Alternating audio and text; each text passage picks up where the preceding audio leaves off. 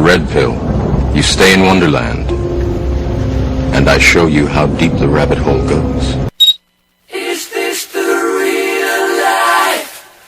Is this just fantasy? I'm a human being, God damn it! My life has value! It's time to ask yourself what you believe. Mass murder, torture, perjury, embezzlement, fraud, deception, treason. These are just a few of your many crimes against humanity. You will not win this war, for you are fighting the very essence of humanity.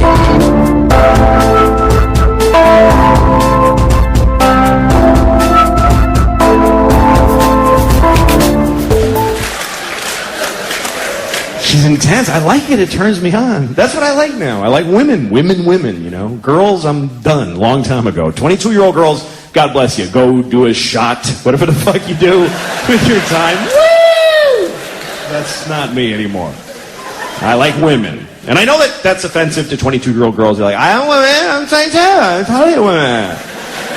I study women's issues and I'm a woman.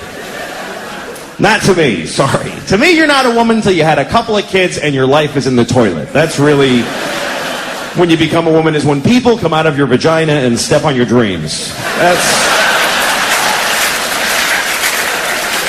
You're still standing after that shit. You are a woman. Hey, welcome to Truth or Talk. I'm April Boden. And I'm Virstyne Henry. Please visit our website at truthertalk.com, where we have Conspiracy Realist t-shirts and Liam Sheff's book, Official Stories.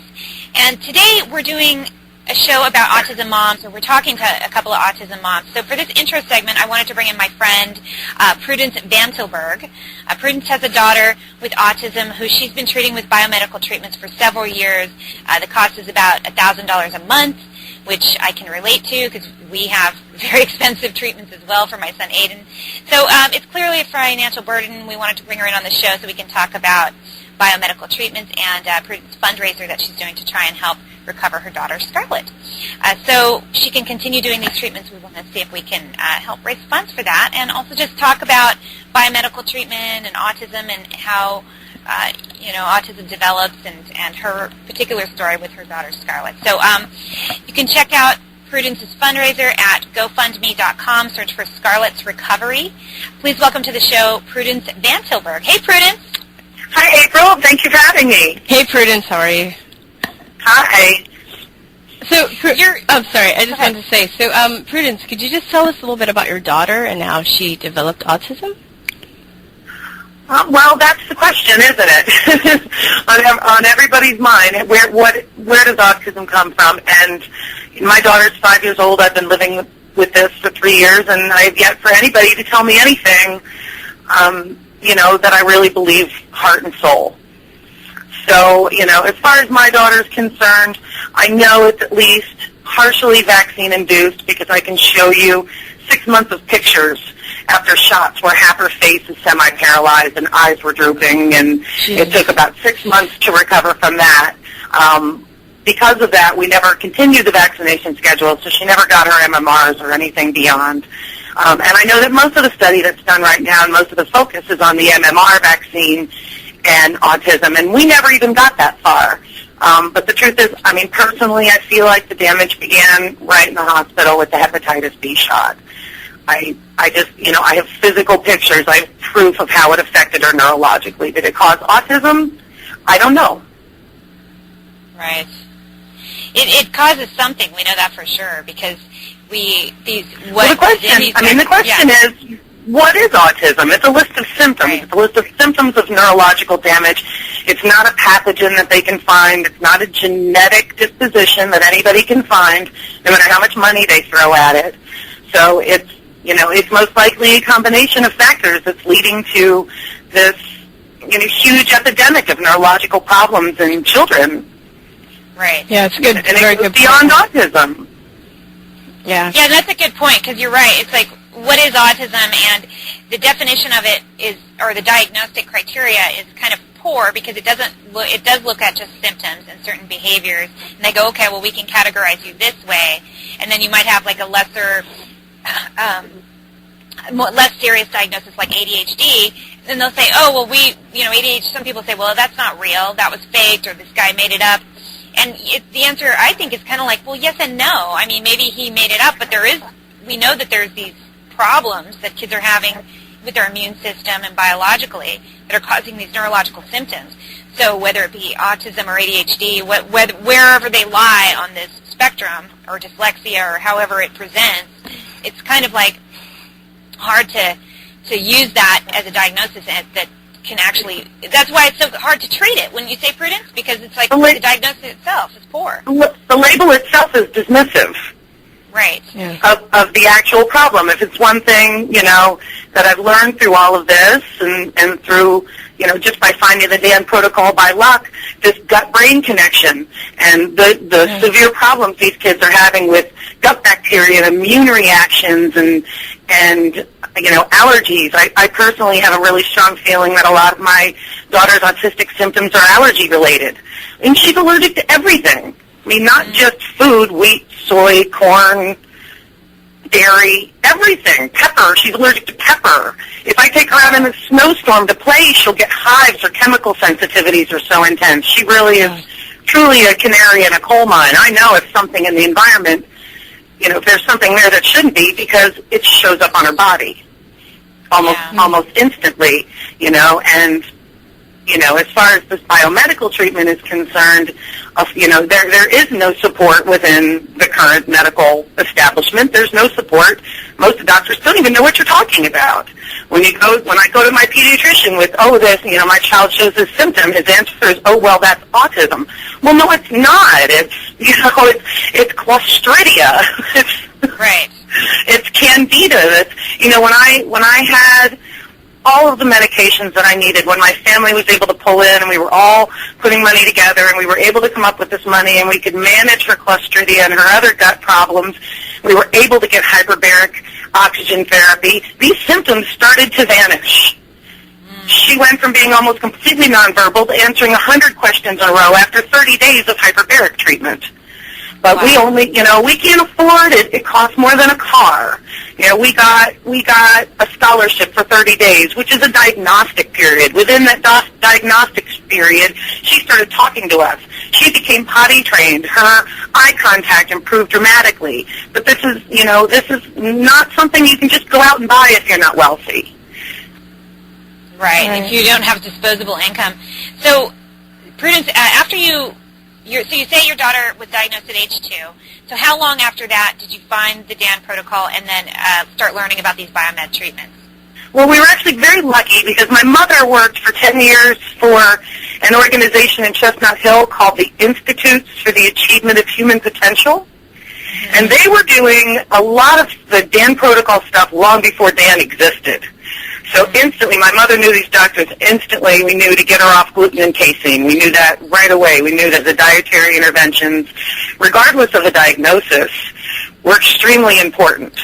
And instantly we got her off these things, got some allergy testing done, got her off the other things that she was allergic to, and suddenly she was able to do things like have a bowel movement without severe pain. The redness in her cheeks started going away. She started answering to her name, instantly with these small dietary changes. So we were very, very lucky to find that instantly. As far as Dan doctors are concerned, also, I've learned the hard way that not all Dan doctors are the same. We went through a couple before, we found one that really, really made a difference. Most of them, they kind of understand, and they know what to tell you to do, but they're not terribly aggressive. We started seeing Dr. James Newbrander, who, I don't know if you guys know who he is. He's they call him the father of B12. He discovered that methylation problem, and, he's very influential as far as other doctors are concerned. And we went to see him just out of desperation because the other stuff, even though it wasn't really working, we just had our gut feeling that they were on the right track. So we just figured, we'll just try, we'll just do our best. So we went to Newbrander, and we were able to see him for a couple of years. And he... the difference that he made for us was he very aggressively went after those gut bacteria. I mean, vancomycin and nystatin and acyclovir on this really heavy rounds of antivirals, antifungals, antibacterials to clean up our gut, and really, really heavy doses of vitamins and methyl B12 and probiotics. And, the regression stopped. She just moved forward. And this went on for a year, and she just got better and better and better and better. And we had a crisis, an emergency, another health crisis in our family, and suddenly all this funding dried up. And, you know, the truth is when we were doing it, we weren't sure, you know, how much of this progress was natural and how much was due to our interventions. And boy, did we find out really quickly when we stopped being able to afford these things exactly how much they were doing for our daughter. Wow. I mean, she went from answering 100 questions in a row to really not talking much, but walking up to me and saying, mouth boo-boo, ouch, mouth boo-boo, and then she stopped talking at all. Oh, my gosh. Jeez. You know, and it took about 3 or 4 months for the regression to really, you know, become so obvious that we really couldn't deny it anymore, and we knew we had to find a way, you know, to get her these things. And you're just not going to find it with any of the existing systems that are set up to help these kids. It's just not there. Right, it's true. Yeah, it's true. And I had a similar experience. We had, I mean, the first Dan that we went to, and we couldn't afford it, and so we got a scholarship to see a Dan. And, you know, we didn't really, he kind of got worse on her protocol. She was like a little too aggressive for my Aiden, because every kid is unique, and that's the one thing about these protocols is that you have to individualize it and cater it to the specific child and their needs. And in Aiden's case, I mean, it's just severe leaky gut and immune system function. And so a lot of these meds actually just got him, you know, made him feel worse and increased headaches and all these kinds of things. So we had to kind of pull back a little and find somebody who maybe could work with that. So sometimes it's not even a Dan. It's like you got to go outside. Do you guys use anything like homeopathy or any of those types of things that are outside the Dan protocol? A little bit. You know, we've tried some things here or there. At this point, we're struggling just to maintain the things that, you know, we've found to be crucial, which, you know, are the vitamin therapies and the methyl B12 therapies, the antioxidant creams. I mean, these things alone are, you know, $600-700 a month. Yeah. You know, but without them, she can't go to the bathroom. Like, it's her digestive, her immune system just gets so backed up, it doesn't function at all. You try to give an autistic 5-year-old enemas every day. Right. No, it's true. You know, and the thing, going back to what you were saying about how the medical establishment doesn't actually acknowledge any of this, I remember, I mean, my son had chronic diarrhea every single day for 3 years. And they were like, well, that's autism. Right. But, I mean, if you actually look at the diagnostic criteria, where does it say anywhere in there chronic diarrhea for 3 years? I mean, it says it's only about these behaviors and these symptoms, stereotypical behaviors, you know, which is communication problems or self-stimulatory behavior, but they never say anything about they're going to have constipation or diarrhea or cyclical of the two. I mean, he had diarrhea but was constipated at the same time. Like, explain that to me. And, you know, I mean, it's so bizarre because then we would, which I had a really hard time accepting that he was constipated because I was like, are you kidding me? He poops all day long, you know? How's this possible? But then they said, well, you know, put him on some magnesium, get him on some aloe vera, see if that doesn't help him. And sure enough, it helped. His gut inflammation or his distended belly started to go down. And I'm going, how is that possible when he can't form a solid stool? But it's just that, you know, they get so, it's like, it gets so backed up in the intestines that then what happens is it's like the diarrhea is just like what barely can kind of make it through. It's gross, but that's what happens. It's like this whole cesspool, like of a traffic jam or something inside. And so they either don't go or they do, but it comes out all liquid. And you don't have a pediatrician, you can't find a pediatrician that will say that it's not normal. They'll just say it's normal for years and years and years. And they told me, oh, he has toddler belly, even though he was 7 years old. And I'm like, and they don't know, because they don't know. Right. You know what I mean? And they don't want to say that they don't know because they're doctors. They spent like a lot of money and a lot of time in medical school being conditioned and brainwashed to think that they know everything. And when they come against something that they don't know, they want to, you know, they don't want to admit it. You know, I've come to this point where, you know, I find it, you know, you think it's greed, it's this and that, and I can't help but at this point think it's something more sinister than that. Because quite honestly, the gut-brain connection is well established in the medical community, well established, yet entirely dismissed where autism is concerned by any doctor that will accept insurance. Well, you know what though, I think that My opinion is I kind of think that they're not really trained to critically think about things and put those things together. You know, they just kind of are trained, from my experience, to like do what they're told or say what somebody else told them to say. As far as, you know, you would think that they would put those things together. We had Dr. Rima Label. Are you familiar with her? We had her on the show.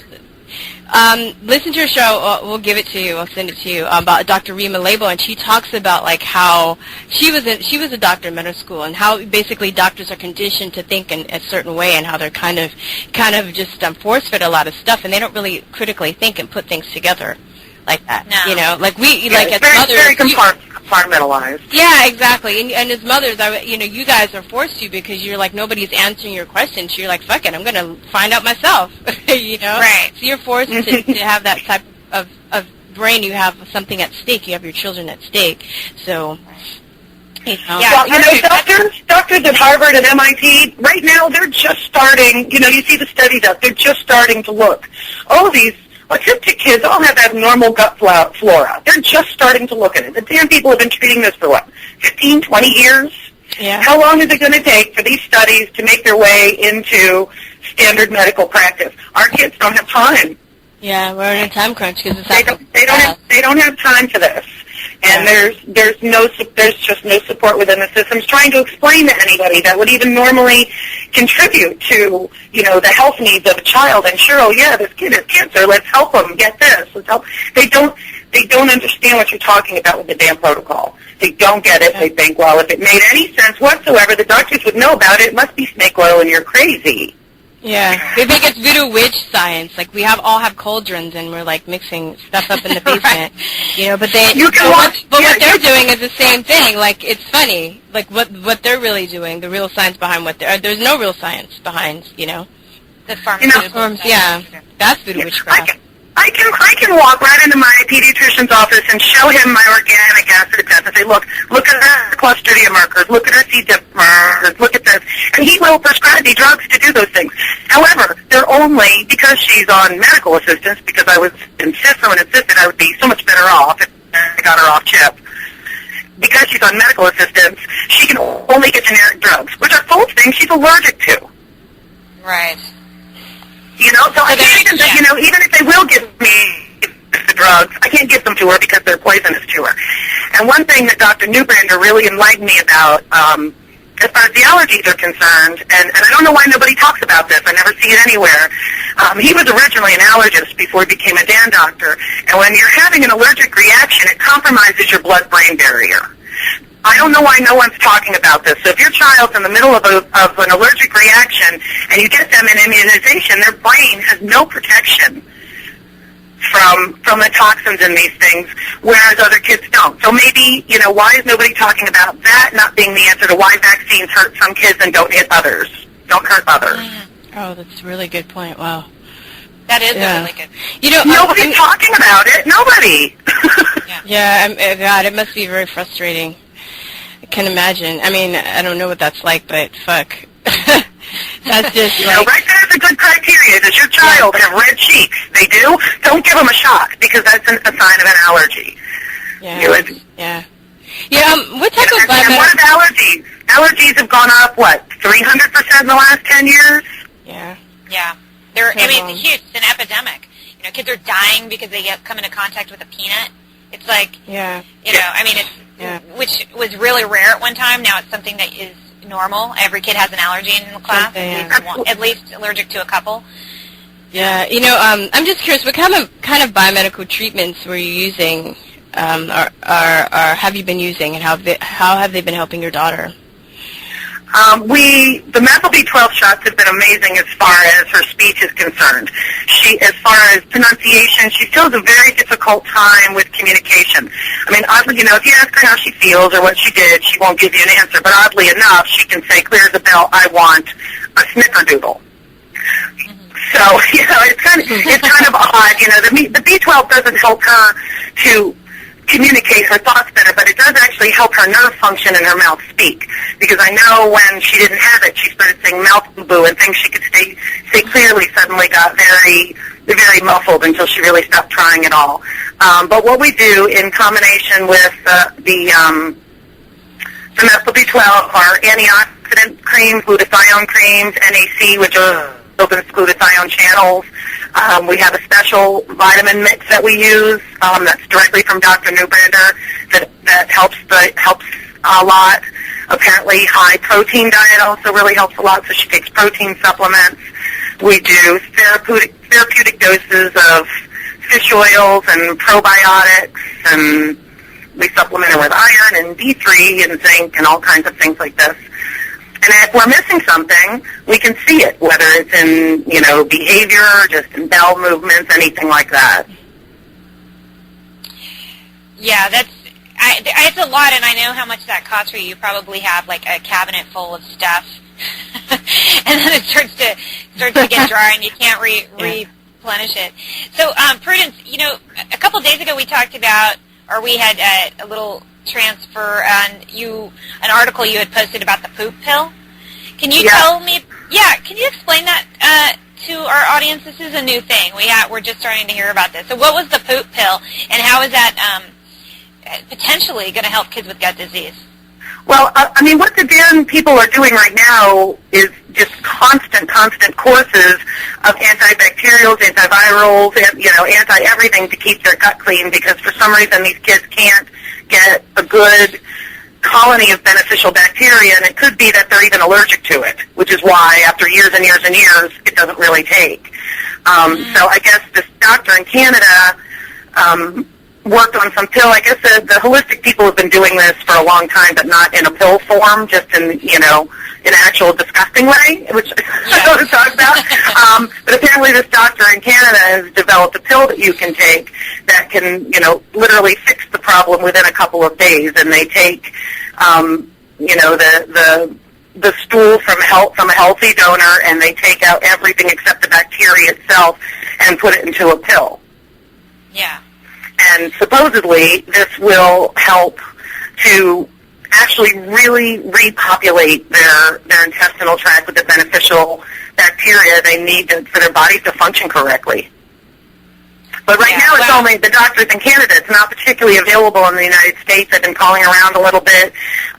So far I've been in touch with one clinic in Phoenix, Arizona that will facilitate it. They don't even do it there, but they will help facilitate that. But right now it's not even particularly available in the United States. Yeah, that's really interesting, because that sort of reminds me of like what Brzezinski's doing in terms of the cancer treatment. But he's using urine, which is slightly less gross to people, I'm sure, because urine is sterile.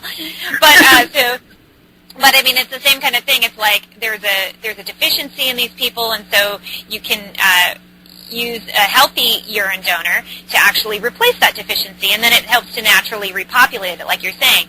So it's interesting, and I think a lot of people are going to be turned off because it sounds so disgusting, but it's not, they're not going to give you just like poop. It's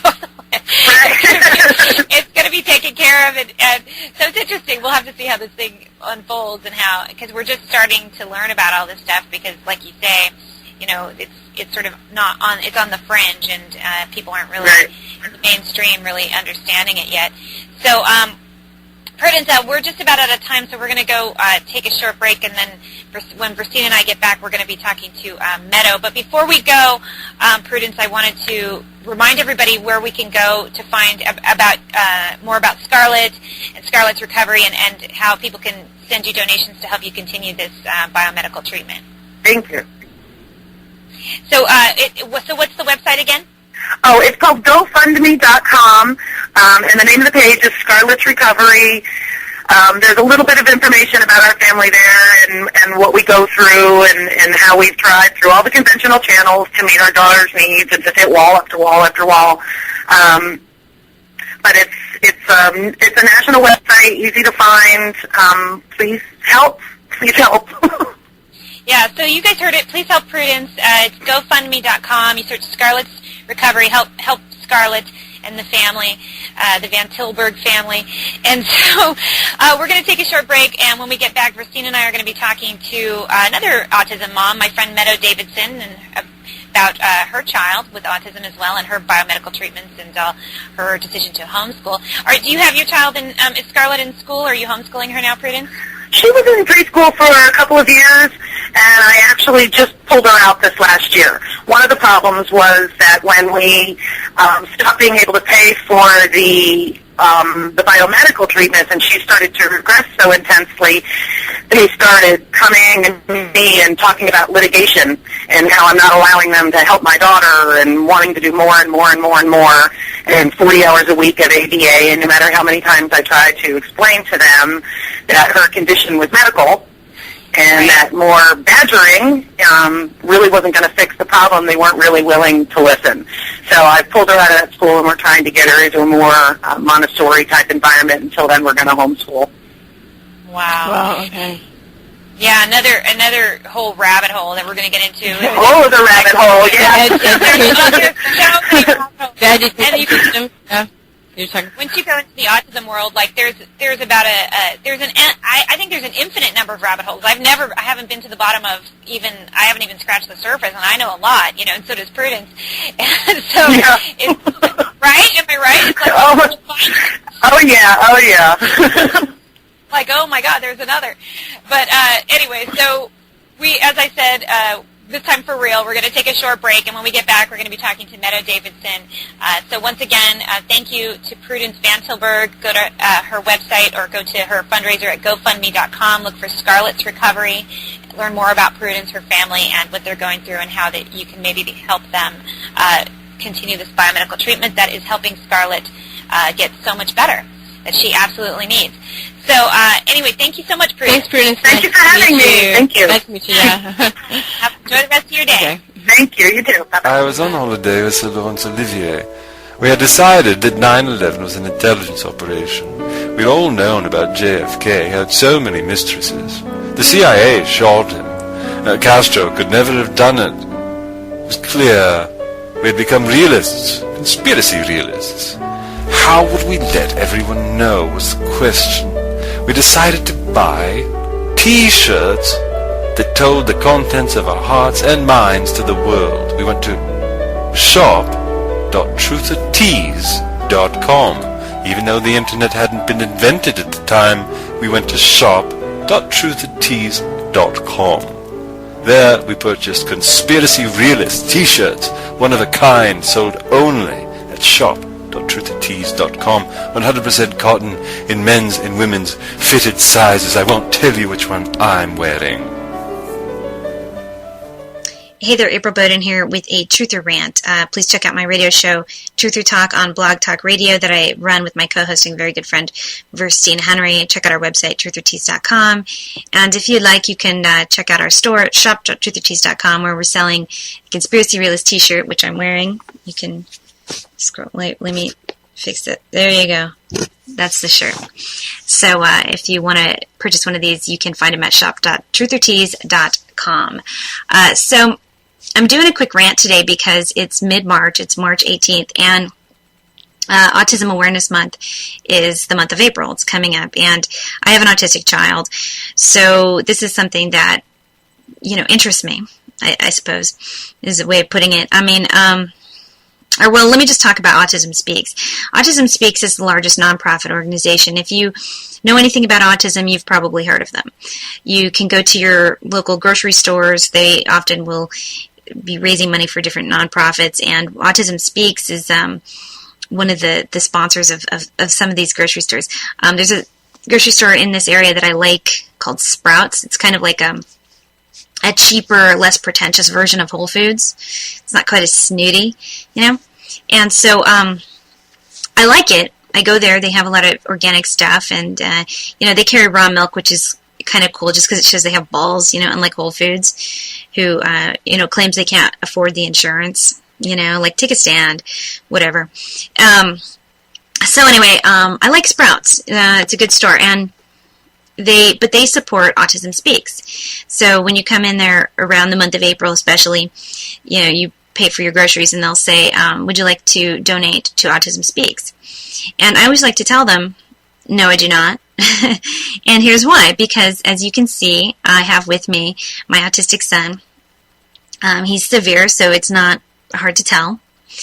And we receive nothing from them. We really don't get any help or any services or any advice or anything.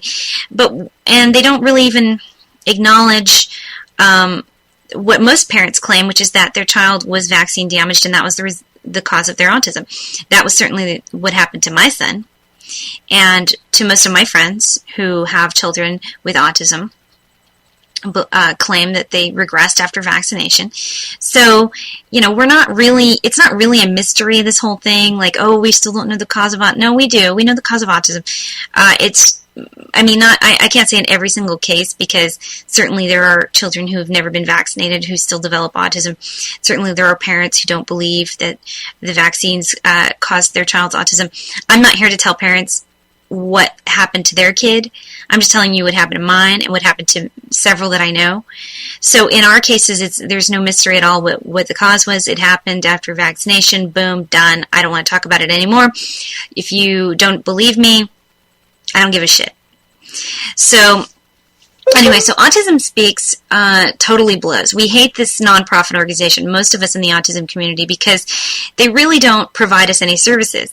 If you go to their website, they have a listing of, you can type in your zip code and it will give you, it's kind of like a local or a specialized yellow pages or something, You can type in your zip code and it will show you speech therapist and different types of therapists in your area and that kind of thing. But, they raise a lot of money, and a service like that doesn't really require millions of dollars to perform. It would just require one person who's really good at building websites, and then, a bunch of different people who wanted to be on that website would provide their contact information, which a lot of people would, because why wouldn't you? You would get the reference, you'd get the business. So that's about as much as I've ever seen come out of them. As far as services that are provided directly to a family, they don't do that. So when people give their money, you can go in and look it up. I don't know it off the top of my head, but their money is distributed, and they pay their staff. They all make pretty good living, and then they pay out for something called awareness. You hear this a lot from nonprofit organizations. You hear this from Susan G. Komen and the American Cancer Society, and all these other nonprofits that claim to be spreading awareness about the disease. So what does that mean? Well, really, it's just their little, fruity term for advertisement. So, in other words, you're advertising for, you're giving them money, and let's say they spend 20 to 30% or whatever they do on awareness campaigns, right? And so what that means is that you're giving them money, and then they take that money to put a commercial up or do an ad in the newspaper or, in a magazine, on the radio, whatever. And that brings awareness, not to the disease itself, but to their organization. Okay? And then they do something else called research, right? So research, if you have a good number of parents claiming that their children regressed after vaccination, and that there have been no studies done on the safety of, say, the mercury that's being used in vaccines. Never been any safety study. They use a standard based on a different type of mercurial, so it's a different chemical, right? If you didn't know that, then you do now. Don't believe me, look it up.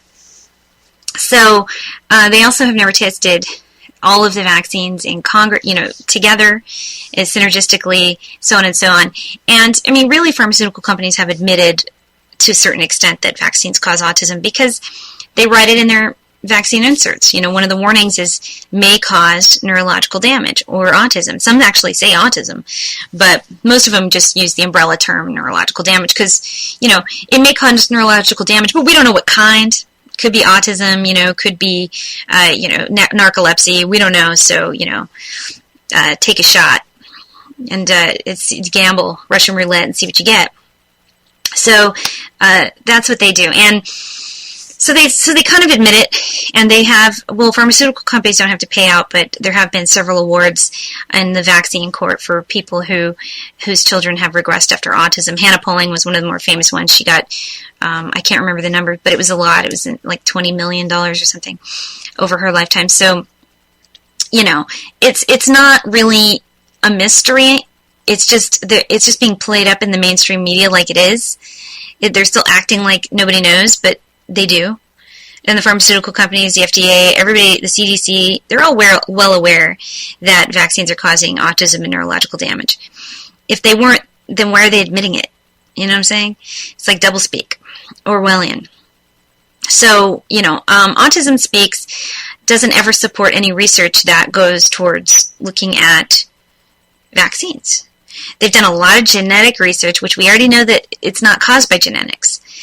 And they've done, I don't even know what they do, to be honest. And they spend a lot of money on lobbying, and they tend to lobby for bills that they say will, help autism coverage for the insurance, by the way, which is another big shim-sham on the wham-wham, because people are getting their services covered, and they're going through other means, through the county and the state and such like that. And so each state is trying to lobby. They did that here in California, where to get the insurance companies to start picking up therapies like ABA services for kids with autism. I warned everybody that was a big bullshit sham, but nobody would listen, and they all wanted to fight for it. But it's not. If you're already getting the service, like once you start forcing the free market to pay out for things, your rates are going to go up. We've already seen that happen. Blue Shield here in California, the rates are going to skyrocket this year. They just made the announcement, and they said we can't help it because it's how much we're having to pay out. Well, guess why? Because they're having to pay for this ABA services. So you're going to have to pay whether you think that you do or not. You think you're getting it for free? You're not. So anyway, so that's a digression. But Autism Speaks, if they support a bill, that's a good sign to not support it. If they're lobbying for a bill, because they seem to always be working against us.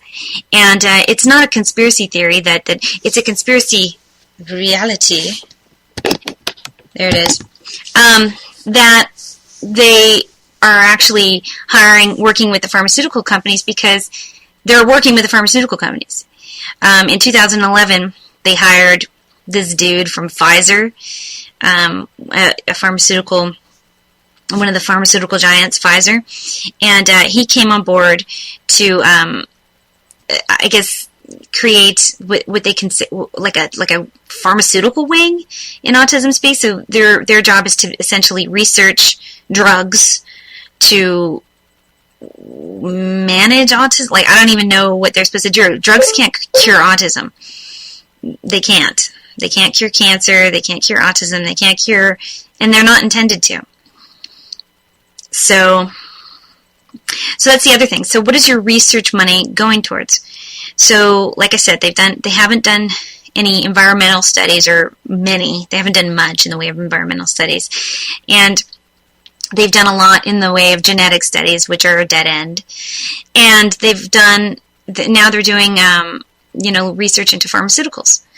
So when you give your money to Autism Speaks or to Susan G. Komen or American Cancer Society or any of these people, and you're thinking that a good portion of it is going towards research, what you're doing is you're paying pharmaceutical companies to create a drug. Because, we all know that they're on a shoestring budget and need the money, right? Sarcasm? Yeah. Because, they don't need our money. They make plenty. Pharmaceutical companies are doing well financially. Morally, they're all going to hell. But financially, they're making money. So they take money from nonprofit organizations, people who, donate their money at the grocery store, at Sprouts. You just spent $150 on, your organic produce. How about you give me another $5 for Autism Speaks? No, thank you. Okay? Not donating to Autism Speaks, because they don't support the autism community. They don't research shit. except for pharmaceutical companies, except for giving money to pharmaceutical companies so they can research a drug for autism. They just want to comatose everybody. No one's going to cure nothing. Okay? Ain't going to happen. Everybody's comatose, and, there's no money in a cure. And it's absolutely provable. Everything I'm saying right now is absolutely provable. I'm not going to give you a bunch of references and links. Look it up yourself if you don't believe me. Go to VaxTruth, V-A-C-T-R-U, Truth, VaxTruth, V-A-C, whatever. And you can find also the other VaxTruth, V-A-X. There's two of them. They both have information on this that you can find and verify it and, check it out, because it's not a mystery. It's just what's going on. So I don't support Autism Speaks. Organizations I do support, TACA, Talk About Curing Autism. You can go to talkanow.org. Now, TACA, for example, as I mentioned in the beginning, Autism Speaks, if you go to their website, they do have some sort of information that they can provide to families of autism. You can get, find a local speech therapist, or, they'll give you a listing of places to try and get a scholarship for treatments and things like that. But another website that does far more for far less money is TACA, Talk About Curing Autism. They have all that information and more, and they don't bullshit you about the vaccine issue. They talk about it openly, and they try and give you real solutions on what to do about it. Real ways to help with the diet, real ways to, do it on a budget, real ways to get money back from your taxes, your insurance company, all this stuff. And it's just all free. It's all available to you. And they help families directly. They give scholarships money directly to families, rather than Autism Speaks will sometimes offer grants to clinics or places like that, but they don't ever give money straight to the family. So if you want to support a family with autism, you're thinking it's Autism Awareness Month, you care about the cause, the best thing to do is support a family with autism. Give it straight to them. Give support to them directly in any way that you can. And then if you want to, but if you don't know a family, or you want to donate to a nonprofit for whatever reason, don't donate to Autism Speaks. They don't need your money. They're just going to give it to pharmaceutical companies. Why don't you just pay Pfizer? Just give it to Sanofi Pasteur. Just give it to Merck if you want to donate to Autism Speaks or any of the other these bullshit nonprofits. So, find another organization, local ones. Surfers Healing, A Walk on Water. These are ones that provide surf lessons for kids with autism. Things like that help families directly, rather than, all this big bag of bullshit nonsense that Autism Speaks tries to claim that they do, and they don't do any of it. So don't believe me. Look it up. Peace out. Peace, truth, and love. Welcome back to Truth or Talk. On today's show, we're talking to my very good friend, Meadow Davidson. Meadow and I have known each other for several years. We were roommates at the Autism One conference in, I think it was 2010? Maybe it might have been 2009. I don't know. Time flies. But we've been really good friends ever since. She has two children, one of whom, like my son, was diagnosed with regressive autism. She has 15 years experience dealing with this, and she has an ample knowledge on the subject of autism, biomedical treatment, education system. She recently made the decision to homeschool the kids, which we want to talk about with her today, as well as her amazing blog, which she writes from the heart. It's very helpful and very practical ideas and things like that. But she's just a really good writer and, girl after my heart. And it's called Autism and Health, Tristan Leading the Way. And you can find that at autismhealth.blogspot.com. Please welcome to the show my good friend, Meadow Davidson. Hey, Meadow. Hi, Meadow. Hi, April. Hi, Christine. Hi.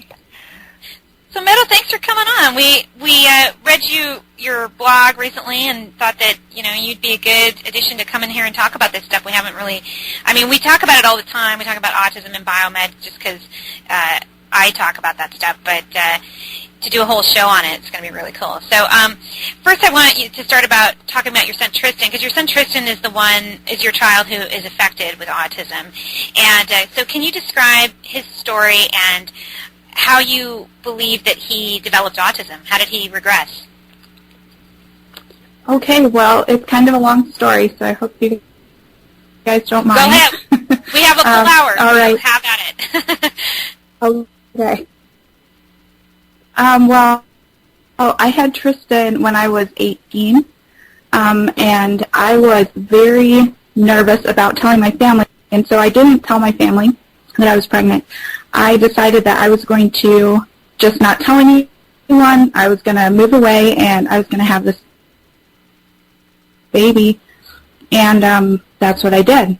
And when I actually moved to Texas and moved in with my husband's brother and his wife, and I think I was 2 weeks before I was due, maybe 4 weeks. I can't remember exactly. And all right. So Meadow, so Meadow, your son Tristan is your child who is affected with autism. So can you describe his story and how you believe he developed autism, how he began to regress? Okay, well, I'll start at the very beginning because I feel like knowing the backstory kind of helps you understand, the situations and kind of how things came to be and what our thought process was at that time. So I found out I was pregnant with Tristan the summer before my senior year of high school. And I had already planned on graduating at semester. That has been a goal of mine since I started my freshman year. And I just wanted to move away and get away from just everything. I was in a little tiny, farming community, and my parents were divorced, and I thought, my life is meant for something bigger than this place. And so I knew that as soon as I graduated, I'd be 18 in October and then graduate in January, that I was going to move away. So that had always been the plan. And when I found out that I was pregnant, it was just too hard for me to even think about trying to tell my family that this was what had happened and what was going to happen.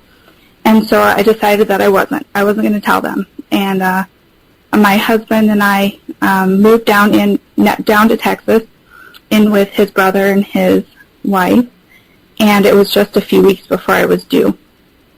And right away from the medical community, I was made to feel very poor about myself, just about how that I wasn't smart and I was just this kid that had gotten into this trouble, and how could I have done this? And that's the whole reason I didn't want to tell my family about that, because I didn't want to feel that judgment, and then I'm not really understanding the situation.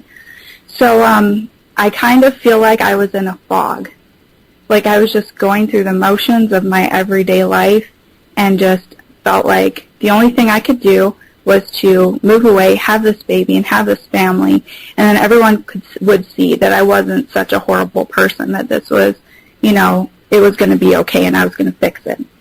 So I went to labor on my due date, and the hospital wouldn't admit me.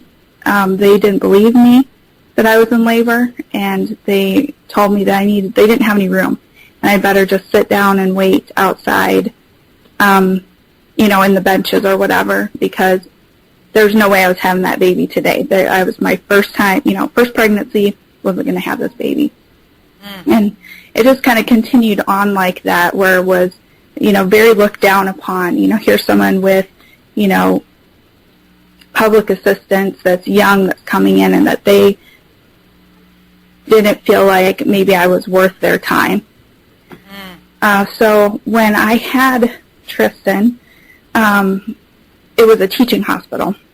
And so, I'm a very shy, private person. When you have a teaching hospital and you're having a baby, not only are you for, the doctors and the nurses and everybody to view, then they've got a whole group, like a team of people that come with them. Every time they want to check you if you're dilated, every time they want to do anything. So you pretty much, you kind of have to even revert into your own world even more just to cope with that, what's going on around you. And I remember, Tristan was born, and right away they're like, okay, we cut the cord, you need to nurse him right away and just show these students this miracle of life, and how, you're so young and inexperienced and you don't know anything, and you're still going to be able to feed this baby, whatever. And I did, and he latched on, and he nursed, and it was very beautiful. It was very moving, and I was so grateful for that moment that I have in my mind, and how perfect it was, besides everybody else that was there, but just between me and my firstborn child, and that, that bond that you have. And so I had always, said I was going to nurse him, and so I did, and the nurses got really mad at me because I wouldn't let them take the baby.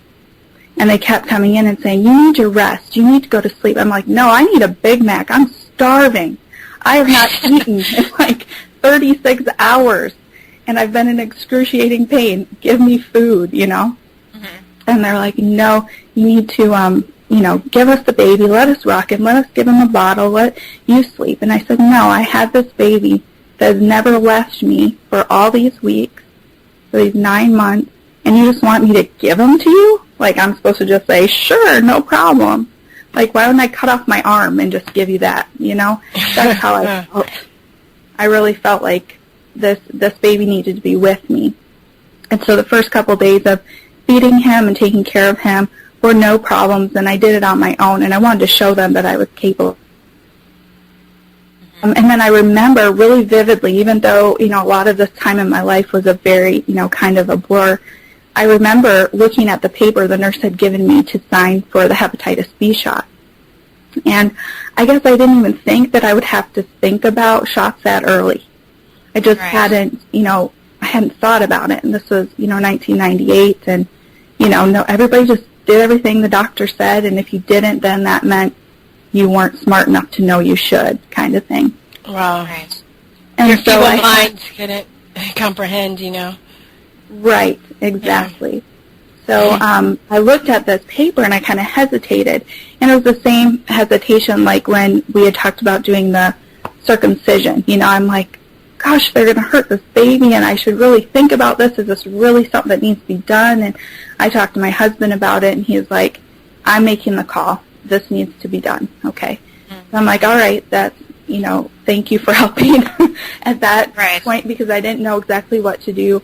And the nurse just looked at me again with kind of this, the eye roll, and she's like, if you don't want your kid to be left out of school, you need to sign that paper. He cannot go to school if you don't sign that paper. And I just took it for face value, and I know a lot of ways, I don't tell this story very often because in a lot of ways I want to fight that stereotype of being young and ignorant and not knowing and all that kind of stuff, but in the same token, I do feel like they took advantage of that fact that I didn't know, the things that I didn't know my rights, and I didn't know that I was allowed to think for myself. Right. So they came in and they gave him the hepatitis B shot, and that's where everything pretty much changed. And it took me a long time to realize exactly what it was that had made that change, but I always knew deep down in the pit of my stomach that this was the changing point for Tristan. And so when you talk of regressive autism, for a long time I worried that I should have seen something at age 2. I should have seen something, right after a vaccine, and why didn't I? And I was like, gosh, is my the kid that, mine's the one that is Rain Man, the 1 in 10,000 or whatever. Like, all these things kind of bothered me because it didn't make sense, didn't add up.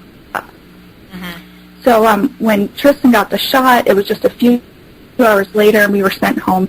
At the same time, without my knowledge, they gave me an MMR in the hospital, which as a nursing mother, they gave it to me. And I guess during that time, they checked pregnant mothers for the antibodies for the MMR, and if they didn't have them, then they would schedule them for the MMR after they gave birth. But I don't remember them ever talking to me about that or ever asking me, because I was fully vaccinated. I was up to date on all my shots. That's something my mom had made sure of. So I shouldn't have been at 18 years old, had no antibodies or no immunity to the MMR. So they kind of sent me home with almost like setting me up to fail. Does that sound right? Well, I felt like I took home this damaged baby, and he would scream, this high-pitched scream that it was blood-curdling. Anytime that he would yawn, he would scream the scream, and I tried so hard to console him. and he would not sleep for longer than just like 20-minute cat naps, and he'd wake up screaming. And I just kept saying to myself, you can do this. You're a good mother. You take care of him. Don't ask for help, because that's going to show your weakness, and that's going to prove everybody right that you were young and stupid and you shouldn't have got yourself into this mess. So the worst part of it was that he would not eat, and he lost that ability to latch on and to be able to suck and get milk. And he would just eat a little bit and then scream and cry, and he would throw up. And so I thought, well, I'm not making enough milk. What should I do? Let's get formula. I tried different kinds of formula. He couldn't suck from the bottle, nipple of the bottle. And I thought, maybe everybody's right. Maybe I really have gotten in over my head. We went in for his 2-week checkup, and we took him in, and the doctor did the test where they kind of make the baby feel like they're going to fall, so that they'll do a reflex, and I don't know exactly what that's called. He did not do that reflex that he was supposed to do, and that alarmed me right away. Not even knowing, but I just thought that's not right. And the doctor took his temperature, and he had a fever. And as soon as they found out that he had a fever, they took him from me immediately, and they wouldn't even let us take him to the hospital. They said, he most likely has meningitis, and so you need to meet the doctors and nurses over at the hospital. Wow. So we went over there, of course, frantic and worried, and we get into the room where they have the little baby cribs for the babies that are sick. And they had this huge needle that seemed to stick out, like at least the size of his head, out of the vein in the middle of the forehead. And I immediately asked, what is it doing in his forehead? And they said, well, that's the best vein for babies. We need to use it. The vein in their forehead, it's not hurting him. He's going to be okay. He's going to be fine. Well, I wasn't really happy about that at all, and I just stood there right by him. And wouldn't you know it, 15, 20 minutes later, that little boy reached up and grabbed that thing right out of his head. And I told them, I said, you put it in his arm. I don't want to see it back in his head. Like, all of a sudden, I turned from, like, this meek and, scared person, and I'm like, no, my child is sick. He's hurt. You better take care of him the right way. Yeah, how the hell they know it's not hurting him? That always gives me a trip when they say, oh, it doesn't hurt. Yeah, fuck off. Sorry, go on. Go on. Exactly. So they did tests on him for 3 days. They also gave him the very harsh antibiotics, and they found nothing. He did not come back positive for meningitis. He did not have no explanation that they could give me at that time. So, finding out that he has autism at age 2, I didn't learn a lot about vaccine injury for a long time after that. So that did, it always hit in the pit of my stomach that this was the key to figuring it out, but it didn't hit me till later. Wow. Yeah, because they just put you through like the medical ringer, and and when you talk about the hepatitis B vaccine, and as I know that you're aware, the Wakefield study, when we know that there was never any kind of animal testing on how these vaccines affect people from the entire schedule, so he had started a study before they took away his license, testing primates.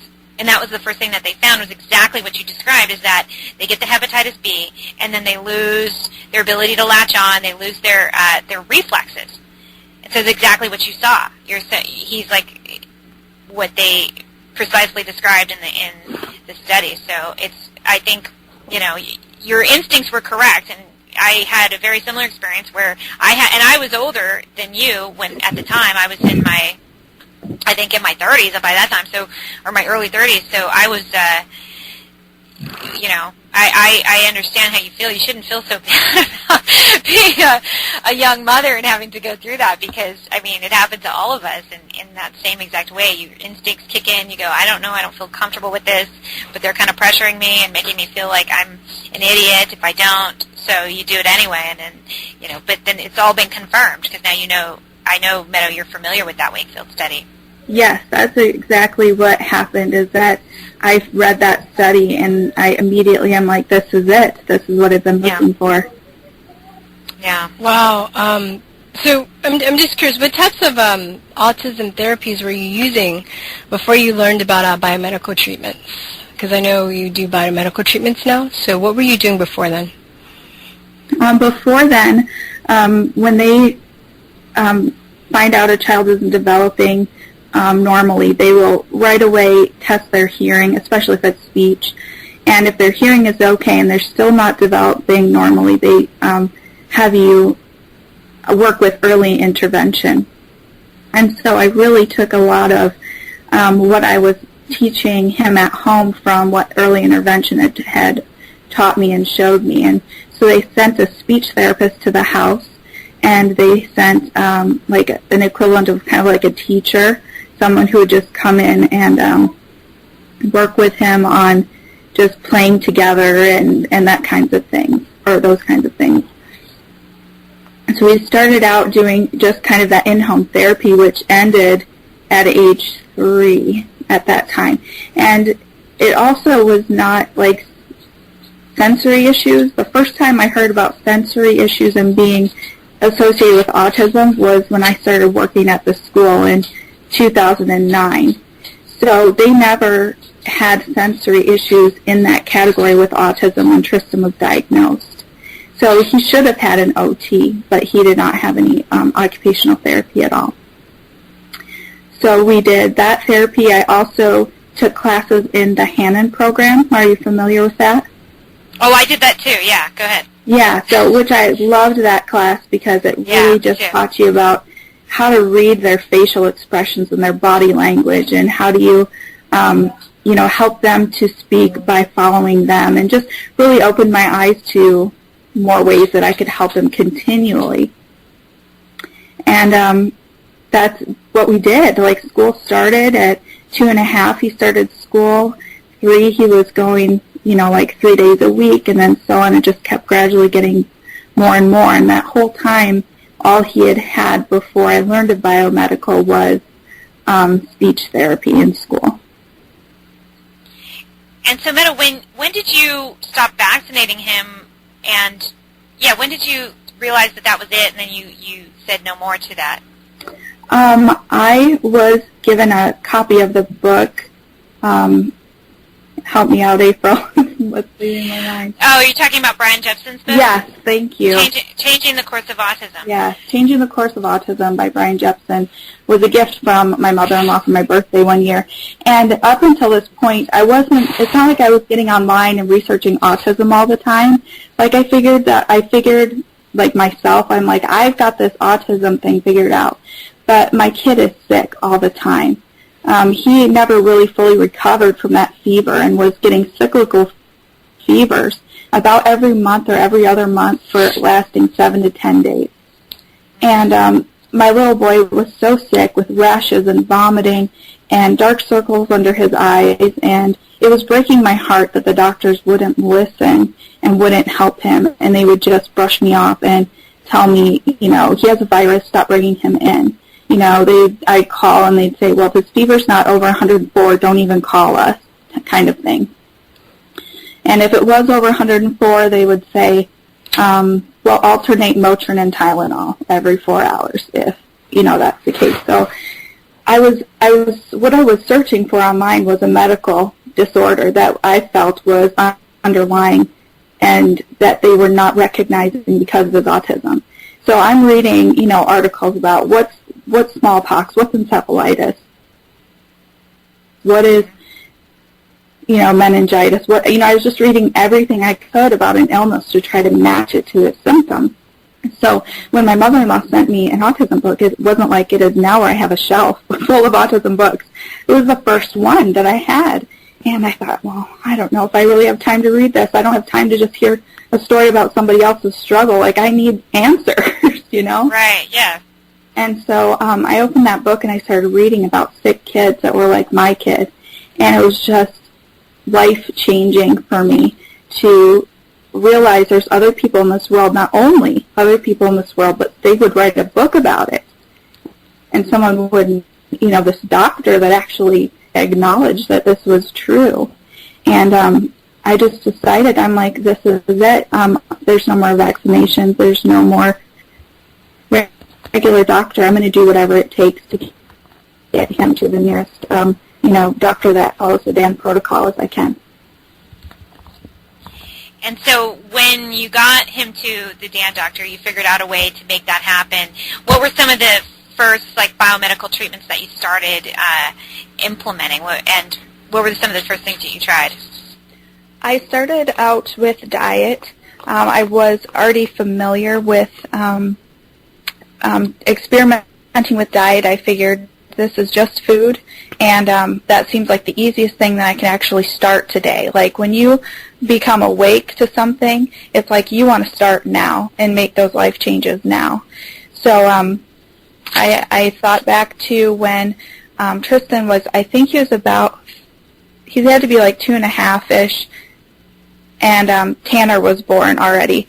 And Tanner was a baby, and Tristan had decided that he was going to eat nothing. All he was going to do was drink milk as a two-year-old. And I knew that in my gut that wasn't right. That's not right. Why is this kid wanting to chug down a gallon of milk a day? Else. And as hard as it was, I decided that I was going to just tell him, no, we're not having any more milk. And he cried for a really long time. He screamed and threw a tantrum, and I just, I knew he was safe, but I went in the other room and just sat on the couch and let him know, I'm not opening that fridge and I'm not getting that milk out for you. And after a while, he calmed down. He realized, well, Mom's not going to, give in. She's sitting in the living room, so I'm going to go in there. And the next day he did eat food, and we were able to have him eat food and ration how much milk he had, not realizing, of course, what we know now about dairy products and how addictive those are for our kids. Right. So I already had that knowledge. I knew that there was something to do with the milk, and then I had tried the diet for a year, just off of the suggestion from a friend who had tried it when Tristan was like 3 to 4 or something like that. And there was no evidence, nobody told me at that time to do it longer. So I just tried it for a year. We saw speech come around with the sign language. We started to see, more accepting of change, and we just knew that it was good for him. There's no way you would do a diet if it didn't show any progress. Nobody's going to deprive their kids of the cupcake at the birthday party or, the candy on Halloween if you don't see that change in them and that difference. And that's really a testament of it in and of itself.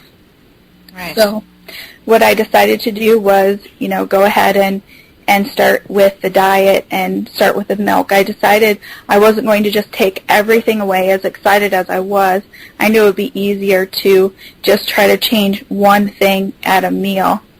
And so it just started out with, we're going to change your milk and your cereal in the morning, and just taking baby steps. And I remember the first 24 hours after he had no dairy, I got him up to put him on the bus, as I had done for however many years. He's 9 by this point. And I always said goodbye to him, have a great day, goodbye, have a great day, and said that every day that he left on the bus with never a response. It was always looking for the bus, get on the bus and go, not a look back, not a wave, not a smile. But I always said it because I felt it. And he needed to know that I wanted him to have a good day, whether he said anything to me or not.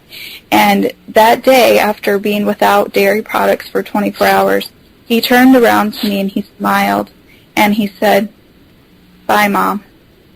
Oh, my God. Oh, my God. And it was like, you get that feeling in your heart, you get that confirmation, like, I am doing the right thing. You don't believe how many people in Wisconsin think you're crazy if you don't drink milk. I tell you what, I hear about it all the time. Well, how are their teeth going to be strong? How is his bones going to be strong? How is he going to be healthy if you don't have milk? And so it really is hard to go against the grain, and that's just the tip of the iceberg when you're biomed. You meet opposition all the time in trying to do what's best for your child. So I really think that the diet made a huge difference because he came back into our world and started wanting to be a part of our world where he hadn't before. And what else did we do? We also, once we started getting to see the Dan doctor, we did some different treatments. We've done parasite treatments. We've done antibiotics for, there was a strep infection in his gut, and we found out through stool sample tests, which was causing this reoccurring fever. So we got that taken care of. He started not being sick anymore. From that time we started the Dan doctor, he was not sick anymore with fevers. So we did chelation, which is one that stands out in my mind because, for one, it's kind of controversial. People are kind of nervous about it. They're afraid that it might be, dangerous from, different things you hear. And I read about it, and I was confident that I knew enough about it and that the nurses knew enough about it that we're going to administer this IV chelation, that he was going to be okay. And good. That this was going to be something that was good for him. We actually had to drive 3 hours to our Dan doctor. And so not only did we have Tristan, we were paying for Tristan's visits, but soon we realized that Tanner needed to be seen by a competent doctor who could help him. And so we were paying for 2 kids' visits, and each time it was a 3-way there, 3-way back. 3 hours there, 3 hours back. So the cost started to add up, and so we didn't get as much chelation as we would have liked, but we did a few times, maybe 3 or 4 times of IV chelation. And he was I think that he was in 6th grade, and he was reading at a 1st grade level and had been stuck at 1st grade level all those years up until that point. And they had him tested again after the chelation, and he had jumped to a 4th grade reading level. Oh, my gosh. And that's a huge success. Yeah, the huge amounts of metals that were pulled from his body were just astounding to me. Like, you would have thought there would be tons of mercury. The mercury didn't come out as easily, but there was just aluminum through the roof, uranium through the roof, and cadmium. All of them just spiked high. That's amazing. Switching gears a little bit. Now, I know you wrote an essay on your blog a couple months ago called "Why I'm Choosing to Homeschool." So tell us, about the disturbing video that you posted on top of the page, and then tell us about your own personal decision, why you chose to homeschool and why you felt that it was so important. Well, I'm trying to remember exactly which abuse story this was, because there's been so many stories of abuse of special needs children that are being abused by their special needs teachers, by the special education teachers. And I want to say this was the one in Katy, Texas, where the teacher had been so abusive for so many years to the students that they were very afraid of this teacher. I don't know if it was a him or her. But the child, I believe, had tried to commit suicide, like a 7-year-old autistic boy. Does this sound right? Wow. He was so afraid of this teacher, and I think they'd even found out what she had been doing and her aide staff, that they moved them, and they weren't even allowed to teach in that school, but the post-traumatic stress that this little boy felt, worrying if those teachers were ever going to come back and hurt him, had caused him to try to kill himself. And so then this finally came out to where this whole thing came out. The parents didn't know. The parents had no idea that his teacher had been accused and reprimanded of harming children. Yeah, and like you said, Meadow, this happens more often than people know. Yeah, because that's really disturbing. Yeah, because and it sucks too. I know they're also privy to being sexually abused too, because they can't speak out for themselves. They can't say anything about it. So so why did you choose to homeschool? I mean, okay, because of that, but I mean, like, I guess what I would like to know is maybe what a typical day is like homeschooling? Do you make your own curriculum, or do you let your son dictate to you what he wants to learn and you just kind of do your best to suit his needs? Like, how does it work? I kind of do a mixture of those, and I decided to do it this way because, first of all, he's in 10th grade, and he has been schooled for 11 years or 10 years. Mm-hmm. He has been taught how to go by routine, how to watch a clock, how to go by a schedule, and that is comforting to him now. You know, it just makes him feel more at peace knowing that I'm going to be doing reading from 8 to 8:30, or I'm going to be doing life skills from 8:30 to 9:10, and he enjoys that part of the structure. So that's how I do it for them. But at the same time, when we're reading a book that he has chosen that he likes to read, if there's something that particularly sparks his interest, like we were reading facts about an old, like pirates used to use these guns called a duck's foot that had all these different barrels on it. And he was like, what? Are you kidding? Because he loves pirates and he loves science stuff.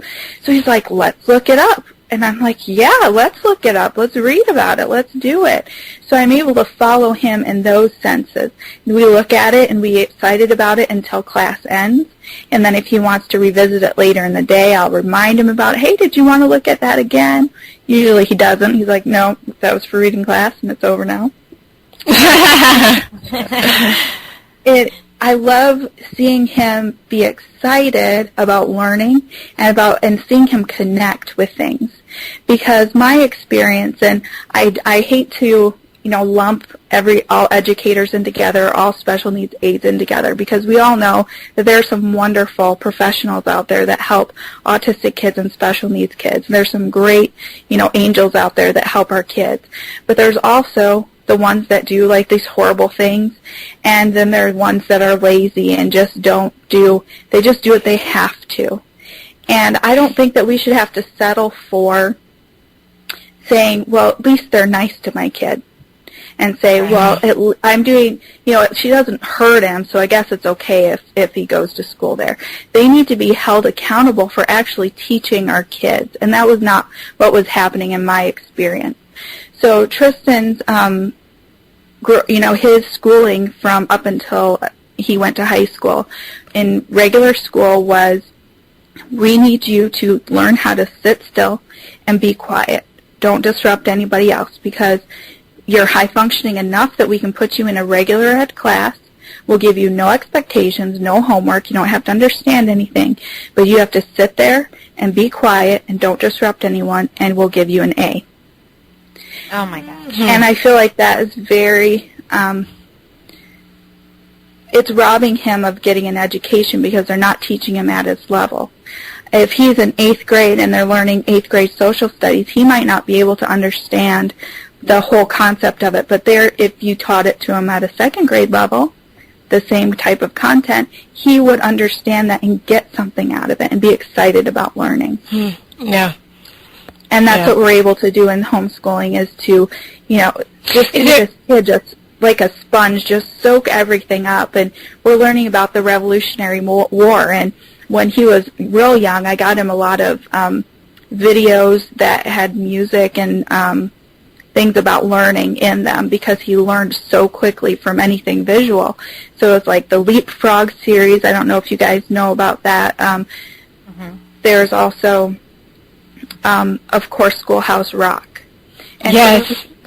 I haven't watched any of those since he was little. I'm thinking, like, when we lived in Georgia, so maybe up until 1st grade, and we're learning about the Revolutionary War, and he's like, Mom, this is on Schoolhouse Rock. This shot heard around the world. And he goes and gets it out, and he's like, we have to watch this, and he's just beaming because he's made a connection. Yeah. Oh, wow. Wow. Is there a community of parents that homeschool that you reach out to and you exchange ideas with? Are you the only one in your community that homeschools your child? I think there's a lot in this area that homeschool their kids, not necessarily special needs, that they more of just, teach their regular education kids at home. There is, I think there is a community that I have emailed that I can go to get ideas from, or, talk with them. I think they like to do social things together and get together and that kind of stuff. So I am kind of, looking towards that. That's cool. I was also wondering, in your state, what are the legal steps you have to take in order to set up a homeschool program? Okay. They are very sneaky about their rules because I don't think they really want people to know what they are. I was really worried about it at first because what I was told by every place, I was trying to find a curriculum and a place for my kids to do homeschooling, like whether it was going to be online with online teachers or if I was going to buy a curriculum or whatever. And everyone I talked to said that it was going to cost me money every month, and I'm not talking about anything rational, like for both of my kids, like $900 a month for... Good Lord. It was ridiculous. And when I looked at the school website, they said that you could homeschool your kids for free only if they'd previously attended the school system for 1 year. Well, what are you supposed to do if you just move to the place? You can't go back in time and make that happen. Right. So I was able, through my church, somebody heard about the difficulties I was having, and she contacted someone who she knew homeschooled, and they sent me an email and said, no, everybody's just smoke and mirrors. You need to go to this website, read this. This is the law. And the law is that Texas considers homeschooling as a private school, and that they do not have the right to come in and test you or give you a curriculum or anything.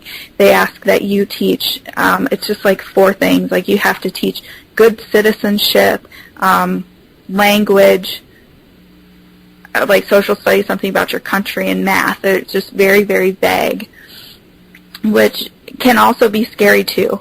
I know a lot of people who are teachers in the teaching community who are very shocked that I would do anything so bold as to pull my children out of school, because that, school is sacred. And I just really had too many negative experiences over the years with schools and teachers, and then to be afraid of sending my kid to school and that he might be horribly abused where I am not even allowed to know if they find out something happens. It just seemed like a no-brainer, like this is what needs to be done for my kids. And I knew that I could teach them. I could figure out exactly where they were at and do the best. And so do you ever get kind of overwhelmed, like you feel, oh gosh, I wish they were just gone for a few hours a day when they were in school? Do you ever kind of have those days? I really love teaching them. We only do school for 4 hours in the morning. We do 7 classes, and I love seeing them learn and grow. It just is, it's so perfect to me. I'm finally getting to do what I had wanted to do as a special education aide for the 5 years that I did that. I was in control of a lot of things. When you're an educational assistant, most of the time you're not in control. You're just doing what the special ed teacher has told you that you have to do. And they're getting more that way. They didn't used to be quite that way. Homeland Security has marked homeschoolers as potential terrorists. So why do you think that Homeland Security would consider homeschoolers a threat? To me, I'm laughing a little bit because I think it's ridiculous, but why? Right. Why do you think that they consider? I mean, that's their biggest fear, isn't it? That we're going to raise a whole generation of thinkers. Like, these kids aren't going to be fed the same lines about 9/11 at school every year. They're not going to be fed the same, history that as the government wants us to remember it. Oh, the whole food program. Oh, my gosh, how many food classes I had to sit through where they talk about the food pyramid and how grains are so good for you. And don't forget 2 servings of dairy and whatever that stuff they say. And it just grates on you when you know the truth, when they're speaking such, really lies to the kids. And, people can split hairs and say, you know what, it's not that important, it's not that big a deal, but I really think it is. Oh, it's a huge deal. I'm a teacher, and I'm like, if I have children in the future, I want to homeschool them, and I come from a family of teachers. Well, I also just noticed, too, I'm looking at the curriculum. When they're teaching history, they're only teaching one point of view. I remember being really irked when we were reading an article on, like, the railroads and how they were building the railroads, and they kind of painted it like, oh, yeah, we're trying to build these railroad tracks on the ground, and here come these pesky Indians. You know, I'm like, you're building a fucking train in their house. What are they supposed to do? Are you going to let somebody build a train in your house? But the thing, too, about the diet and how, like, you know, they teach it just lies all the time. And I don't even really have that much time to, well, first of all, I don't control the curriculum. They give me books and I have to teach that. If I don't, and if I don't, then I'll get fired. So, well, I try and kind of let my kids know that they have that there's always two sides to every story. I try and instill little words of wisdom and get them to kind of think for themselves, but for the most part, I still have to, like, teach it, and I'm just like, this is bullshit. And if something is bullshit, I'll let them know as fast and, as I can why it's bullshit.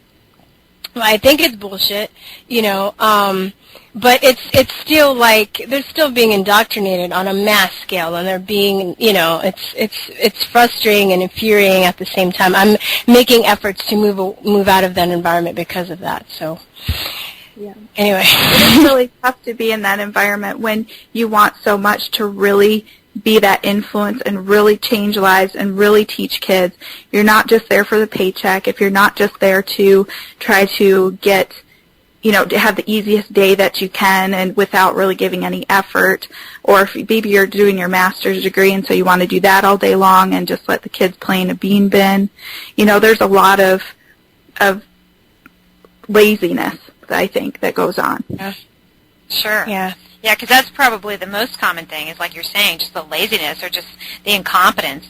Some of them just don't even want to bother. They're just going to do the bare minimum. And that's what they'll always try and do is, Meadow, you and I both know, is when you go in there for the IEP or the individual education program, they're always going to try and dumb it down as best they can so that they know that they can meet their goal. And they don't want it to be too lofty because they want to make sure that they can meet it so that they look good. But meanwhile, as a parent, you're like, well, I would rather that he didn't meet the goal and you actually are trying to get him to raise up than something that's so low that he's going to get in, like, 3 weeks, and then you have the whole year. You can always go in and say, oh, well, I'd like to change that. But, IEPs are meetings from hell. They're not things that you look forward to calling in and saying, I got to come in and get another IEP. Right. So, and then the teachers won't necessarily tell you that goal's been met, or that, they'll kind of be like, oh, he's making progress on it or whatever, but then... Because a lot of times they don't know. Right. Yeah, sometimes they don't even know themselves because then they're overworked and they're not given the freedoms, as you guys both pointed out. And so one thing I wanted to ask you about, because I know you keep up on what's going on in the education system because you were a para for a long time, so and maybe you know about this too, Virstyne, is this new implementation from the U.S. Department of Education, the Common Core. Have you guys been hearing about this? Yeah. No. Actually, no. So Meadow, what do you know about it, and what can you say about this new program?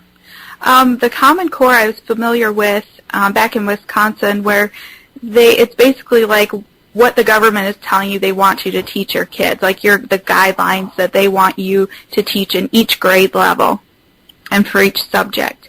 And I think in Wisconsin they had the choice of either going with the Common Core from the federal government, or that Wisconsin had their own kind of like Common Core that they felt was important, and they based it off of what the Common Core was anyways.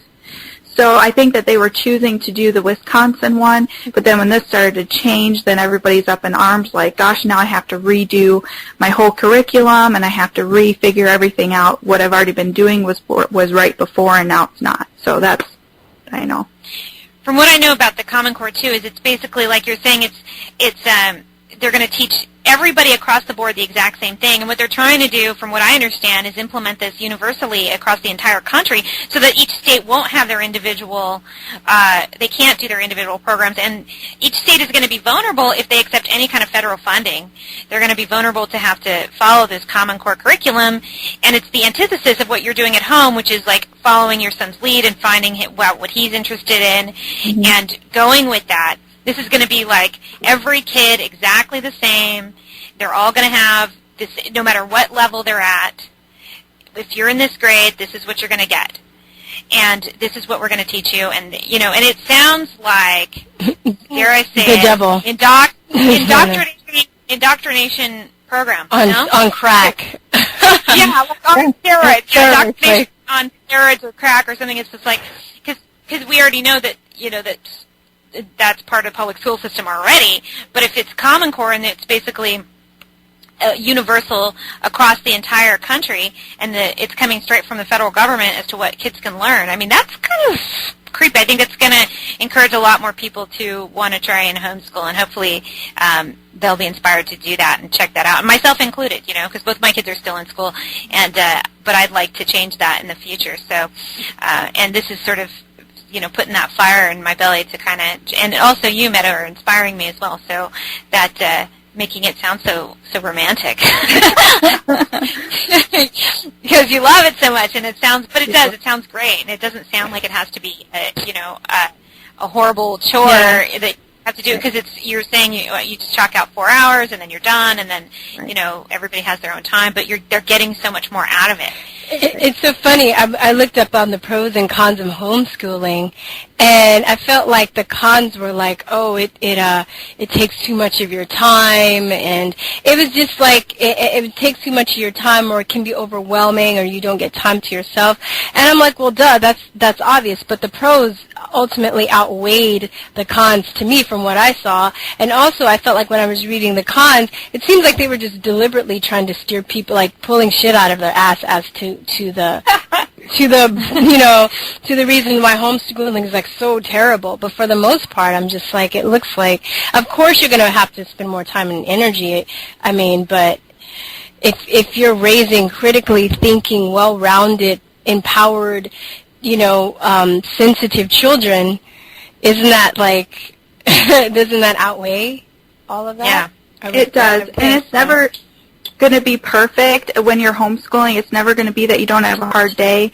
It's never going to be that they're not irritating you. I mean, we've talked about Tristan. My other son, Tanner, is 13, and he has sensory processing disorder and anxiety and social issues. So there's days when it's 12:20 and we're done with school, I'm like in my room with the door closed, and I'm like, I need my time. And they're fine with it because they're the same way. They need their own time too, and that's been enough for them. And they're old enough to where, I'm not worried about them getting hurt or anything. But so you have those things, but you have that anyway in life. I don't feel like it's particularly increased because of the homeschooling. And there's so many worries that are totally lifted away. You don't have to worry about, oh gosh, I hope the speech teacher is really doing a good job in helping him in speech, or oh, I hope that are they working on that goal, or are they, exactly what's going on and with every aspect of his learning all the time. And so there's no worries about trusting somebody else. Is that a good teacher? Do I have enough OT time? You schedule it in. I have Tristan and Tanner walk around with koosh balls during science class, and they pace back and forth and listen to me read about science, and when they're not doing experiments and things, and they just need that sensory. Now, do you think Tanner, as an 8th grader, could do that in an 8th grade class without feeling like he's completely out of place? No. Right.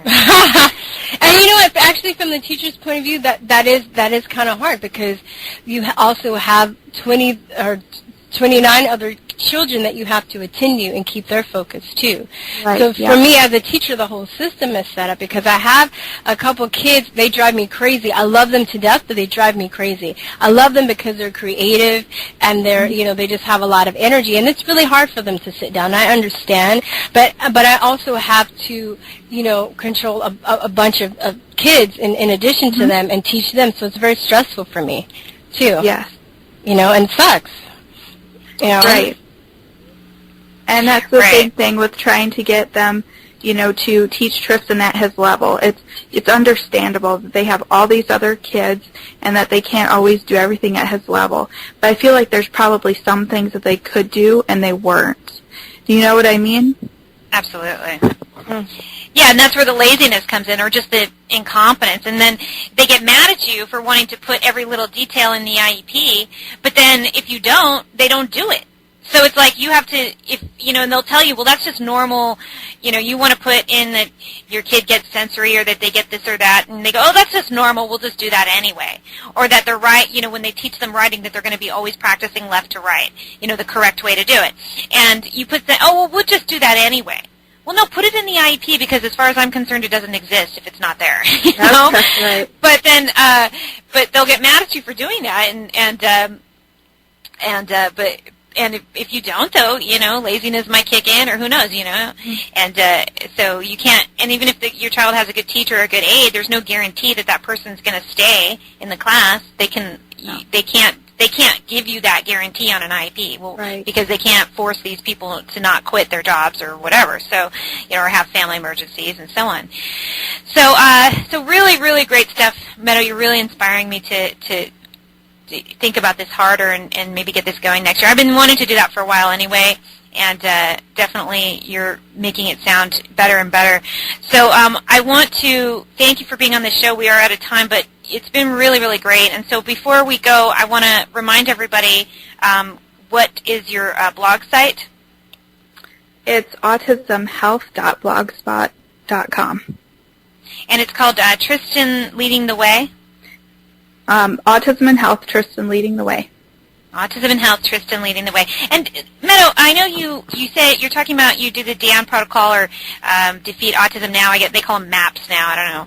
But anyway, they changed the name for whatever reason, and I don't want to get into that. But do you have a donation button or anything so people can help you pay for these things? Because they're really expensive, you guys, and everything's out of pocket. Do you have anything like that on your blog? I don't, but that's a great idea. I should look into that.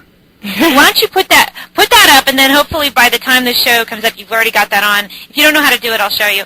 And because it's very expensive doing this, and and you might not get anything, or you might just get a little here and there, but every little bit helps, and it's just kind of good to put it out there just in case, because these things are astronomically expensive to get these things like chelation therapy or B12 injections, or some of these things that are essentially natural remedies, but they cost a fortune. So anyway, but I just wanted to throw that out there. And so please check out Meadow's blog. It's really beautifully written, and she's a girl after my own heart. We're both writers, and I just love reading her stuff every time she puts up something new, and she's doing really good. And this has been a really good conversation. So thanks, Meadow, for being on the show. We're gonna take a short break. Appreciate it, Meadow. Thank you. Yeah, when Virstyne and I get back, we're going to close it out. But, Meadow, love you, bunch of bananas. You're awesome. Thank you so much. Yeah, thank you, too. It was so great to be on your show. Thank you for asking me. Oh, you're very welcome. Enjoy the rest of your day. Bye-bye. Bye. Everything I'm looking at seems crazy. The newspaper, the television, nothing's right. It's telling me what's true. It's like I fell into a bucket of cream and kicked my legs until I became a mouse. What's that about? I'm a conspiracy realist, not a conspiracy theorist. I want a t-shirt that represents me. What? There's one that's available? Go to shop.truthertease.com, says the voice in my head. Shop.truthertease.com. It's not crazy. I'm not afraid to go on the internet and go to shop.truthertease.com. I'm not scared. I've taken out bowling balls that look like you. That's what I said. Straighten out. Get your conspiracy realist t-shirt. Don't make me come over there. You look good. You look good. Hey, welcome back to Truther Talk. Thanks for listening. Find us on truthertalk.com. Find us on Facebook, Twitter, YouTube, and all of that. Facebook. Like us on Facebook. Give us suggestions on shows of people that you would like to see on, or topics that you feel that we should discuss. We love that. We want some feedback. So we absolutely do, because we don't know everything. We don't necessarily know all the things going on. Yeah. Oh, you do.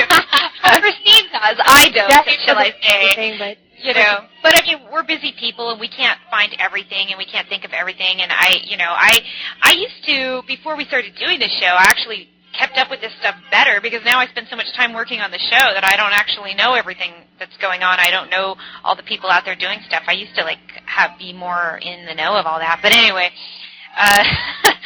it would be really good to have some feedback from our audience. We would really appreciate that. And we'd also appreciate if you're interested in giving us a donation or handing a T-shirt, because we do this with our love, and we are not making any money. We're not making a cent. We put in our time and we put in our money, our own personal money, so anything that you guys can spare would actually just help us run the show. Yes, that would be awesome. So if you like what we do and you want us to keep doing it, please help us out if you can. We're not asking anybody for anything that they can't spare. So anyway, so we had these ladies on the show today. We had Prudence, my friend Prudence Vantilburg, and also my friend Meadow Davidson. Both ladies I've known for a while. Prudence she's someone I know through the social media, but Prudence, but she's a friend. She's somebody I know personally. But Meadow actually was my roommate at the Autism One conference a few years back, and we've been friends ever since. And so they're both really good ladies and going through the same thing that I'm going through with having children who regressed into autism after vaccination, and we're trying to recover our kids. So good, strong ladies, don't you think? Smart. Yes. Inspirational. Doing all the right things to try and help their kids. Prudence has a fundraiser to try and raise the funds to continue the biomedical treatments for her daughter Scarlett's recovery, which you can find at GoFundMe.com. And then Meadow we wanted to bring Meadow on because she's homeschooling, and I think that's a topic that interests us both because you're me as a mom and you in the education system are interested in homeschooling. Yeah. It's so funny too. Last week, a couple days before we interviewed Meadow, I forgot what the topic was. The topic was what things would you do to change the world and make it better? And I had about 3 students say that they would like to have school at home. They would like to be homeschooled. Wow. And they didn't use the word homeschooling, but they were just like, instead of going to class, I would like to learn everything at home because learning at home is much more fun, and I get to choose what I want to learn. And I thought that was very interesting. And they said, I get to choose what I want to learn, and I can learn at a faster pace, or I can learn it fast. And that's a good. That's really, really good insight. It is. And it's so funny though because working with children, all different types of children, all different ages, they actually know shit. You know what I mean? They're very, very insightful. They're extremely in tune. And when I look at adults and I compare adults with children, it's really clear to me that this is something that's the way our thinking now and the way that we handle things now as adults in the society has been controlled or has been what am I trying to say? Trying to say that the way that we handle things, our thinking now has been not controlled, but has been we've been basically conditioned to think the way that we do now. Because kids I'm teaching, they always talk about too no war. So it was like homeschooling, no war, and clean environment. Bam. And they would say stuff. Well, if the people just stop fighting, then there'd be no war. And you think, oh, that's so cute. A little kid says, kids think like that, but it's true. Right. It's true. It's like they hit the nail right on the head. Right. It is that simple. It's that simple, but it's hard because it's made to be complicated. But it really is that simple. If we could just stop fighting. And how could we stop fighting? Well, all these people and these global elites, and they're trying to make all these things happen, and everybody's fighting. Well, simply if the people who are fighting for them stop doing it. If you don't believe in the cause, then don't do it.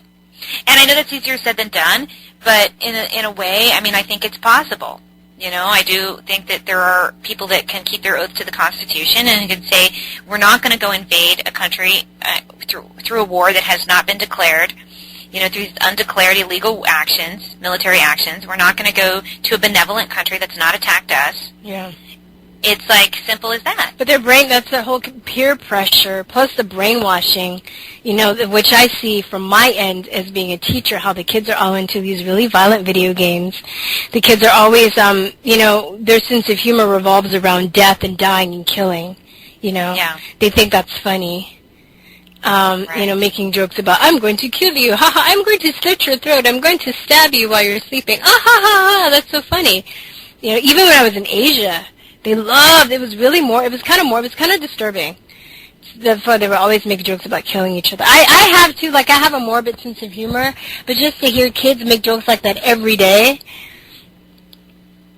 it's just kind of like, I can see how it's formulated. And by the time they get 17, 18 years old, they don't have to do what their parents say. They can just jet. I had a student, I think I mentioned this in the story, that just jetted and was like, he would always write essays about joining the military. About shooting people in the video games that he plays, and how he loved to shoot people and get together as a group and have fun and take people down. And then when he graduated, he was like, yeah, I'm going to the military.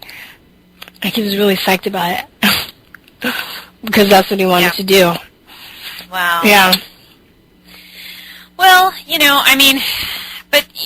back to the thing about the kids wanting to be homeschooled, I think that that's very astute of the kids to point that out. My son, Avery, has also told me that as well, that he wants to be homeschooled. And, and I try to feel for the guy if he's really just thinking that he can come home and, play video games and, hang out and be, is he thinking that that's what homeschool is going to look like? Or is he, I tried to, over the summer, I gave him a taste of what homeschool was going to look like. I said, I'm going to give you a taste of this, and that way you can kind of feel if this is really what you're wanting to do, because I'm trying to make him make the choice. And he's like, okay. And so I gave him some packets of work of just basic academia, and had him finish that and say, you got to do this section, this section, this section. And he didn't like that part. That part was really dull. But then I had him also do some horticulture. We were repotting plants, and we were making herbs from seeds, and then I also taught him how to cook a little bit, and taught him about nutrition. And that he really liked. The cooking part, he actually really took. Cooking. The cooking part, he really took to, and even still, that he's back in school. And I'm not doing that anymore. I'm not, doing it as a curriculum or anything. He's still taking to it this oh, Mom, can you teach me how to cook, how to make deviled eggs? Can you teach me how to do? He wants to know these things. When a food that he really likes, he wants to learn how to do it himself, so that if I'm busy and I can't do it for him or whatever, he can, or I just say, no, I'm not making that for you right now. I'm about to cook dinner or whatever. Yeah. He wants to be able to have that independence to do it, and I think that's wonderful. That's something. Yeah. I know, and it's something that has it's an immediate gratification, but it's not in a behavioral kind of way, like they say in Pavlov's dog, where it's either teaching these kids, conditioning them by an immediate reward. But this is an immediate reward, but you've done it yourself. It's useful. You can take it with your entire life, and it's just I wasn't particularly taught how to cook when I was a kid, and so I didn't really learn how to cook until I was older.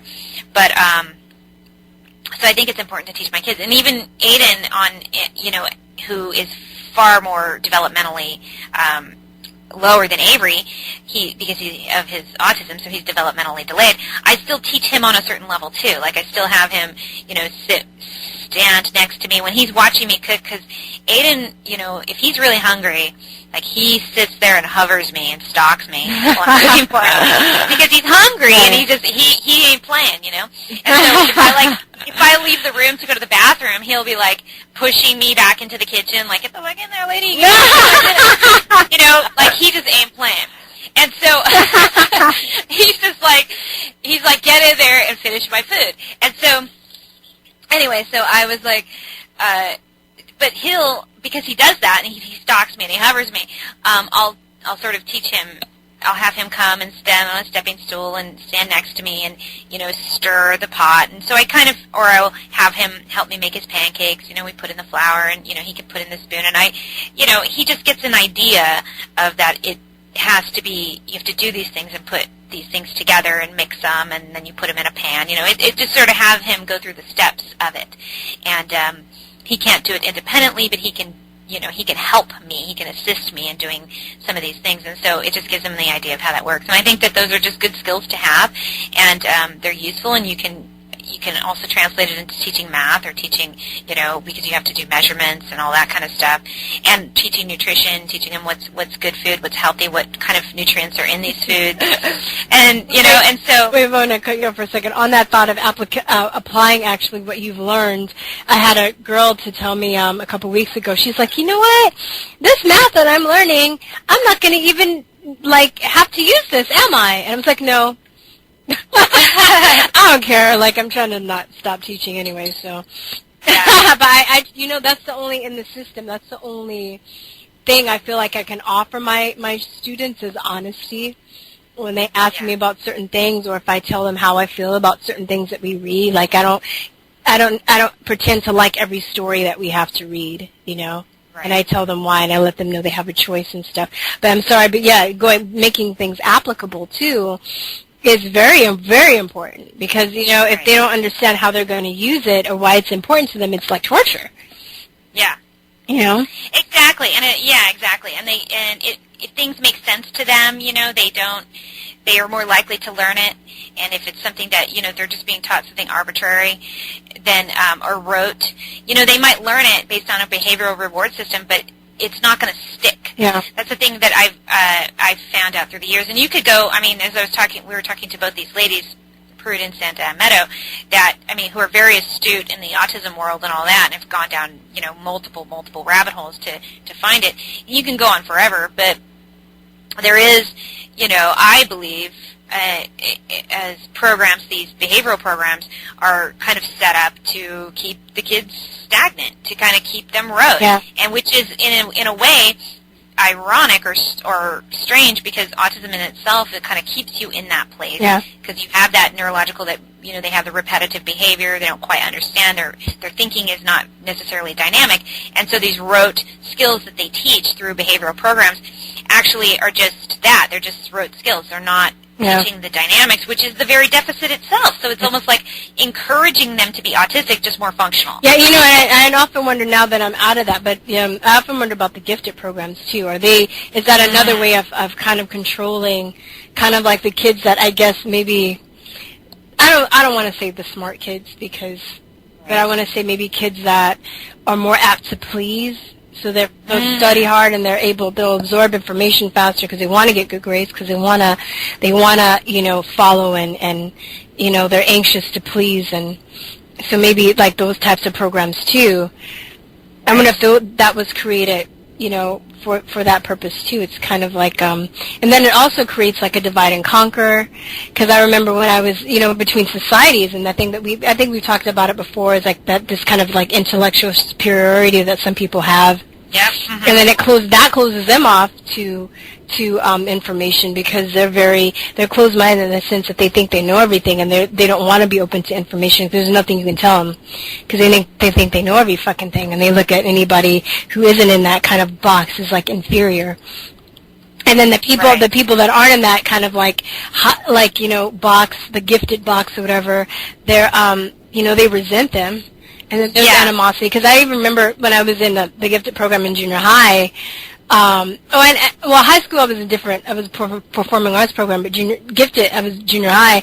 But I remember that there was animosity. There was this huge kind of there was maybe in a school of 1,000, there'll be 200 students that are selected in that program, and you're basically taking the same classes in that school, but with different teachers and a different curriculum, but you have access to more extracurricular activities. We got the new computers, we got to go on field trips, and the other kids didn't get shit.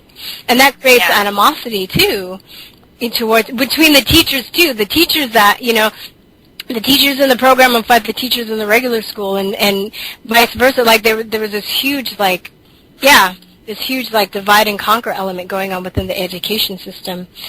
Well, I'm sorry. I'm just wondering if Scarlett Iserby, I haven't listened to all of her stuff, but I wonder if she's touched on that in any of her work.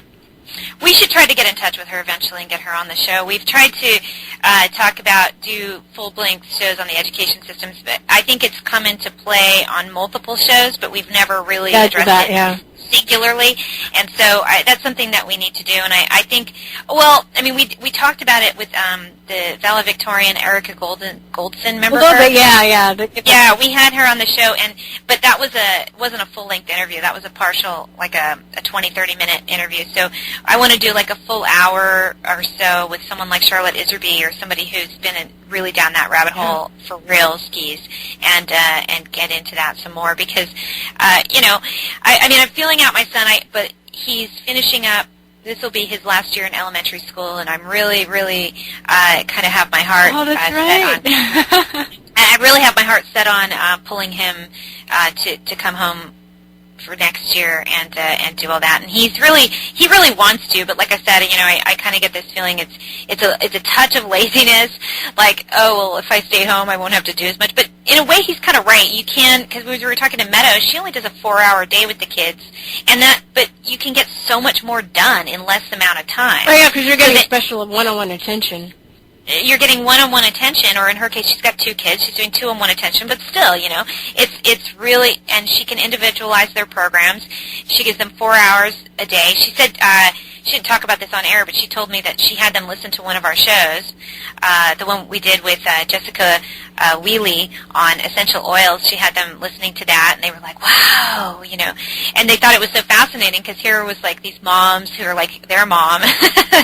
You think your mom's the only one, but they're like, oh wow, they do that kind of stuff too. Like they take melatonin too. Like, yeah, that's awesome. Yeah, and so I was really pleased to hear that. Hey, maybe homeschooling moms listen to our show. Yeah, we do curse. We curse a little bit. Yeah, and don't listen when Liam Sheff is on. There's going to be a lot of cursing. Well, a lot of cursing, and he gets a little dirty sometimes. Yeah. But we can't contain him. Listen to it first and then decide whether... Yeah, listen to it first and then you get a chuckle out of it and then decide if it's appropriate for your kids. But we love him. We love him exactly the way he is, so we never try to censor him or change him. But anyway, on that note, you can find Liam Sheff's book at our website, truthertalk.com. You can find our Conspiracy Realist t-shirt at truthertalk.com. Please like us on Facebook. Follow us on Twitter. We'll get a little more active there. I don't use Twitter that often, but I'm going to try to start posting more stuff there. And don't hesitate to reach out to us. Please check out our ladies. We had Meadow Davidson, and she writes a blog, Autism and Health, Tristan Leading the Way. She's a great writer, and she has a donation button up to help her with her son's autism recovery. And also Prudence Vantilburg, you can find her at GoFundMe.com, Scarlett's Recovery, her daughter Scarlett, where she's trying to raise money to keep her daughter's biomedical treatments available to her.